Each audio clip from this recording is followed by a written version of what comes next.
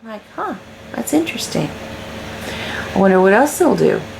So, not, repetitively, but over some time in the dream, I don't know how much, there was dreamy time, but I would click this button and big things would change. Like the different buttons I push, the more the changes would be.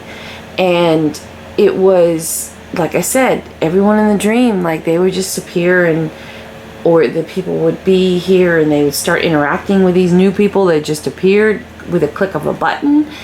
And they didn't even realize, like I was the only one that could realize this. And I thought, wow. And so instead of being scared, at first I was scared. And then I thought, well, this is really cool. What is this? I really wanted to know. I was very curious. And so I kept trying different buttons at different times. And I would push them all, 1, 2, 3, at each time as I would try a new one. I would do the old one first and then I would do a new one. And I kept building on it. And yes, my little world kept building and building. It was like a virtual reality that you put on a computer and it was just there, boom, but it was a real thing. Like it felt really real. And there was a time where, I was like a rock star. There was a huge pool. It was like a regular size, 30 by 40 pool in the house. It was in the den. It kind of reminded me of the orientation of my grandmother and my grandfather's house that we lived in Georgia, in Stone Mountain. And because you walked, it was a split level, and from the kitchen you walked down to the basement level, and then it looked down in the backyard, and there was a pool out there. It was a big pool, in-ground pool. So it reminds me of that. It was like that room, but there was a pool in it, and it took up the entire room. That's where I saw the gangster guys. And like we were partying in the pool house. Dale's at work.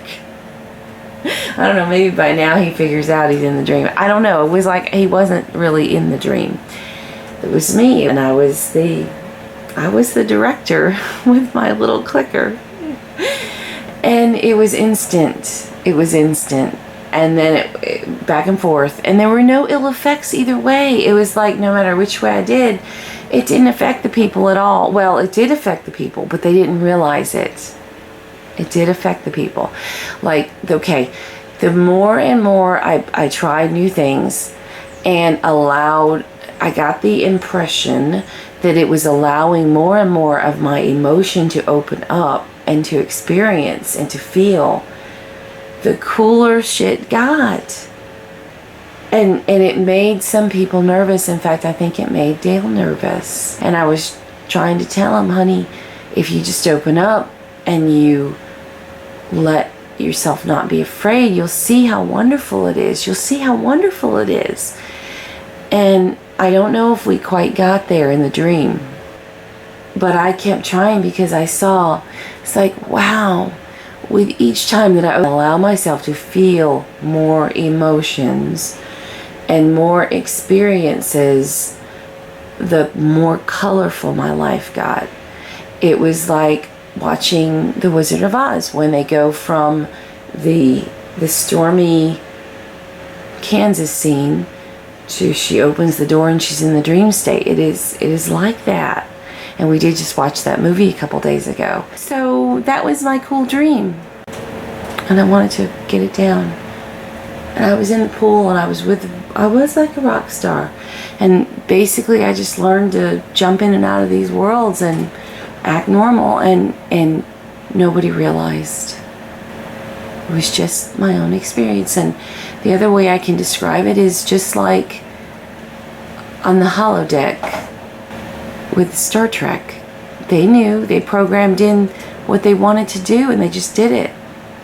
And they knew, yes, their adrenaline would pump for different reasons, a fight, a woman, but they knew that they were the ones in control and that they could push that button at any time. And sometimes it was difficult to get back to the button, but they always could. Like Dorothy in those red slippers. But she didn't know it. She was the one in the dream that didn't know it. But now she does.